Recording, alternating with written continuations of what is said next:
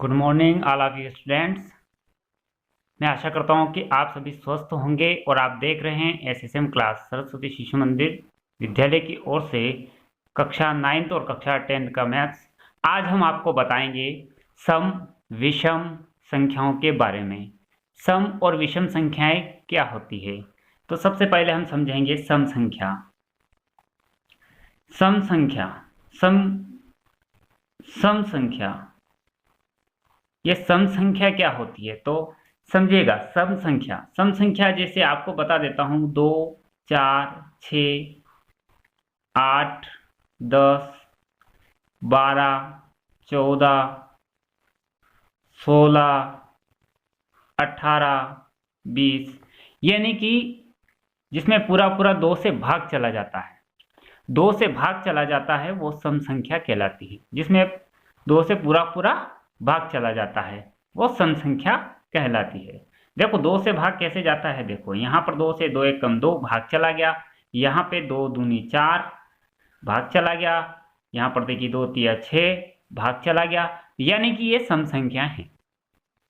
2, 4, 6, 8, 10, 12 जिससे 2 का पूरा भाग चला जाता है वो सम संख्या कहलाती है। अब आपको बताते हैं कि विषम संख्या क्या है। अब आपको बताते हैं कि विषम संख्या क्या है। विषम संख्या क्या है। अब विषम संख्या हमारे पास है 1, 3, 5, 7, 9, 11, 13, 15। ये विषम संख्या है जिसमें 2 का भाग नहीं जाता। 2 का भाग 1 में नहीं जाता, 2 का भाग फिर 3 में नहीं जाएगा, 2 का भाग 5 में नहीं जाएगा, यानी कि जिसमें 2 का भाग नहीं जाता है वो विषम संख्या कहलाती है। और जिसमें 2 का भाग पूरा का पूरा चला जाता है उसे हम सम संख्या कहते हैं। और जिसमें 2 का भाग नहीं जाता वो विषम संख्या कहलाती है। तो आपको बताते हैं कि परिमेय संख्याएं क्या। हाँ, एक और चीज बताएंगे कि परिमेय संख्या क्या होती है। अब परिमेय संख्या क्या होती है, अब परिमेय संख्या क्या होती है। परिमेय संख्या जो है, ये परिमेय संख्या क्या होती है, तो ध्यान से देखिएगा। परिमेय संख्या यानी कि हम इसको P/Q के रूप में लिखेंगे तो परिमेय संख्या कहलाएगी। हम परिमेय संख्या को P/Q का रूप होता है परिमेय संख्या। जैसे कि यहां मान लीजिए 3 दिया है तो इसके बट्टे में अगर 1 है तो ये परिमेय संख्या हो गई। 4 है तो इसके बट्टे में यू हो गया 4/1, तो ये परिमेय संख्या कहलाएगी। यानी कि P/Q के रूप में जो व्यक्त किया जाता है वो परिमेय संख्या कहलाती है। परिमेय संख्या कहलाती है। जब कभी भी क्वेश्चंस में परिमेय संख्या का पूछा जाता है तो हमें उसे P/Q के रूप में बताना है। अब बात करते हैं कक्षा 9वीं का। हम एक सवाल लिखें कि 3/3 व 4 के बीच की 6 परिमेय संख्या ज्ञात करो। 6 परिमेय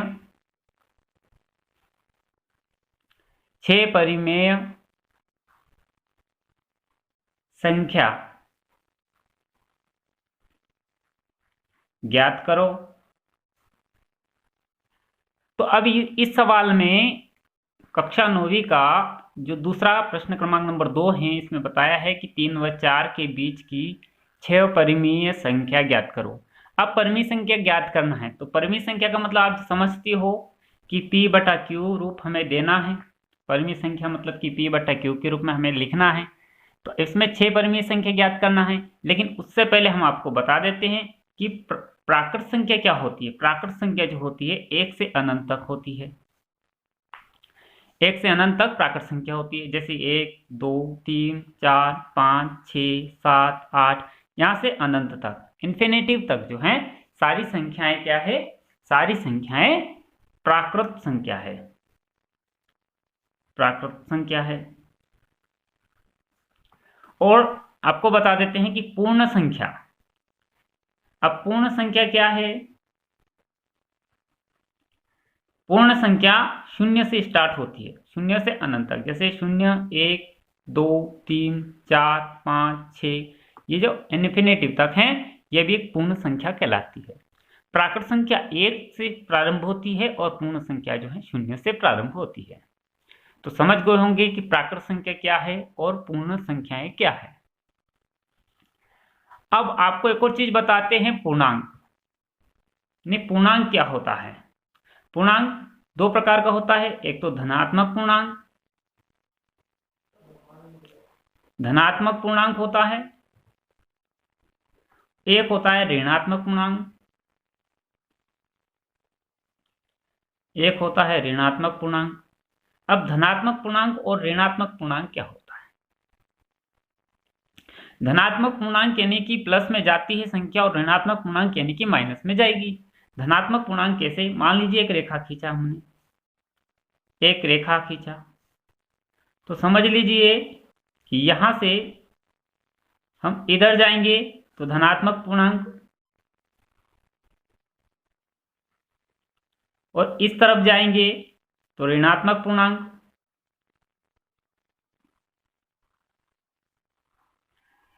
समझ में आ गया होगा? इस साइड धनात्मक पूर्णांक और एक होती है ऋणात्मक पूर्णांक। अच्छी तरीके से समझ में आ गया होगा आपको। तो हम एक बार और बता देते हैं, तो आइए एक बार और देखते हैं। हमने सबसे पहले आपको बताया कि सम संख्या क्या है। सम संख्या जो है जिससे 2 का भाग पूरा पूरा चला जाता है वह सम संख्या है, और विषम संख्या वह है जिसमें 2 से पूरा का पूरा भाग नहीं जाता है, वो विषम संख्याएं कहलाती है। और परिमेय संख्या जो है वो P/Q के रूप में व्यक्त की जाती है ना। परिमेय संख्या P/Q के रूप में व्यक्त की जा सकती है, हम उसे परिमेय संख्याएं कहते हैं। अब बात आती है प्राकृत संख्या की, तो प्राकृत संख्या 1 से प्रारंभ होती है, अनंत तक होती है, और पूर्ण संख्या जो है 0 से प्रारंभ होकर अनंत तक होती है। और धनात्मक पूर्णांक और ऋणात्मक पूर्णांक भी आप समझ गए होंगे, यानी कि धनात्मक पूर्णांक प्लस की ओर जाती है और ऋणात्मक पूर्णांक जो है 0 से माइनस की ओर जाती है, उसे हम ऋणात्मक पूर्णांक कहते हैं। अब आपको बताते हैं कक्षा 9वीं का फर्स्ट प्रश्न क्रमांक नंबर 2, यानी कि 3 व 4 के बीच की 6 परिमेय संख्या ज्ञात करो। अब हमें 3 व 4 के बीच की 6 परिमेय संख्या कैसे ज्ञात करना, तो आइए हम इस सवाल को आपको हल करके बताते हैं। 3 व 4 के बीच की 6 परिमेय संख्या ज्ञात करना है, तो हम हल करते हैं। 3 व 4 के बीच में 6 परिमेय संख्या ज्ञात करना, तो सबसे पहले हमें इसमें क्या करना है परिमेय संख्या में, कि जितनी हमें परिमेय संख्या ज्ञात करना है उसमें एक प्राकृत संख्या अधिक जोड़ेंगे। यानी कि यहां पर हमें संख्या ज्ञात करना है 6, कितनी संख्या ज्ञात करना है 6, तो इसमें प्राकृत संख्या हम एक अधिक जोड़ देते हैं। प्राकृत संख्या सबसे छोटी 1 होती है, जोड़ देते हैं, तो कितना हो जाता है 7 हो जाता है। जितनी हमें संख्याएं ज्ञात करना है, मान लीजिए कि हमें इस 3 व 4 के बीच 6 परिमेय संख्या ज्ञात करनी थी, 6 ज्ञात करनी थी, तो 6 में 1 जोड़ा 7। इसी प्रकार से अगर 5 ज्ञात करना है तो 1 जोड़ेंगे तो 6 हो जाएगा। अगर 3 ज्ञात करना है तो 1 जोड़ेंगे तो कितना हो जाएगा 6 हो जाएगा। तो इसी प्रकार से हम इस सवाल को हल करेंगे। तो यहाँ पर हमने कहा कि 6 + 1 = 7 हो गया, प्राकृत संख्या 1 जोड़ा। अब सवाल का कहना है कि इसको P/Q के रूप में व्यक्त करना है, क्योंकि परिमेय संख्या हम किस रूप में व्यक्त करेंगे, P/Q के रूप में। तो हमारा पहला सवाल था कि 3 व 4 के बीच, तो सबसे पहले हम 3 की निकालेंगे, 3 के बीच की। लेकिन हमारा जो परिमेय संख्या वो बोलता है कि P/Q के रूप में इसको व्यक्त करना है, तो हमने यहाँ पर व्यक्त किया। ये P मान लीजिए 3 को और Q/1। अब आपको यहाँ पर देखना है कि जो 7 आया हमारा, इस 7 को भी हम P/Q के रूप में लिखेंगे। तो हमने यहाँ पर P/Q के रूप में लिखना है 7, इसके नीचे भी हम 7 को रखेंगे, P/Q के रूप में हम रखना है, आगे भी बटा 1 मानना है और इसे भी हम गुणित में मानेंगे। और ये समझना है कि यहाँ पर क्या होगा, जब अगर बीच में गुणा का चिन्ह हो तो हमें क्या करना, भाई हमें फ्रंट मल्टीप्लिकेशन करना है, यानी कि आमने सामने गुणा करना है। आमने सामने गुणा होगा, तो आमने सामने गुणा होगा तो 7 का टेबल हम 3 बार बोलेंगे। 7 3 जा 21, यानी कि 7 या 21 और 7 एकम 7। तो हमें 3 की संख्या प्राप्त हुई 21/7। इसी प्रकार से उसने 4 की भी बोला है, तो 4 का इसमें भी हम परिमेय संख्या के रूप में लिखेंगे, बटा 1 मानेंगे, और इसमें भी हमें 7 है तो 7 से हम मल्टीप्लिकेशन करेंगे। सेम टू सेम इसमें, तो 7 चौक 28 हो गया और 7 एकम 7 हो गया। अब हमें 3 की जो प्राप्त हुई, 3 की हमारे पास क्या आई, देखिए 3 की संख्या हमारे पास आई, 3 की तो आई हमारे पास 21/7 और 4 की हमें प्राप्त हुई है 28/7। अब आपको बताता हूं कि 3 की, अब वो बोल रहा है कि बीच की 3 व 4 के बीच की, तो देखो हमें 3 की तो प्राप्त हुई 21/7 और इसकी जो प्राप्त हुई 28/7। अब इनकी बीच की लिखना है, इनकी बीच की संख्या लिखना है हमें, तो इनकी बीच की संख्या कैसे लिखेंगे, देखिए समझिएगा।